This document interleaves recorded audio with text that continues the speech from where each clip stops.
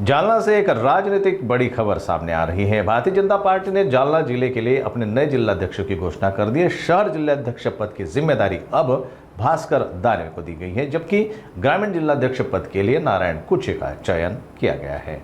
इससे पहले जिलाध्यक्ष पद के लिए भारतीय जनता पार्टी विधायक बबनराव लोणीकर और नारायण कुचे जैसे बड़े नामों की चर्चा चल रही थी, लेकिन आखिरकार भास्कर दानवे ने बाजी मार ली। घोषणा के बाद पार्टी कार्यकर्ताओं में जबरदस्त उत्साह देखने को मिला और पूरे जिले में आनंदोत्सव मनाया गया। निश्चितच आज भारतीय जनता पार्टी महाराष्ट्र प्रदेशाच्या वतीनं आज महाराष्ट्रातल्या सर्व जिल्हाध्यक्षांची निवड यादी जाहीर झालेली आहे।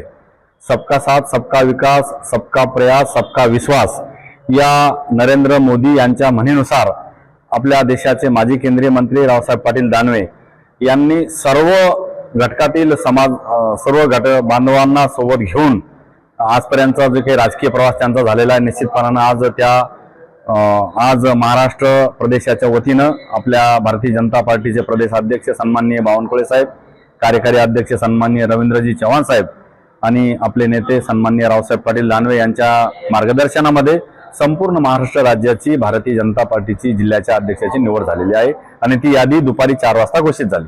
खरं तर महानगरपालिकेच्या निवडणुकीच्या तोंडावर तुमची निवड झाली आहे महानगराध्यक्ष म्हणून। काय संकल्प तुमचा असणार आहे आता?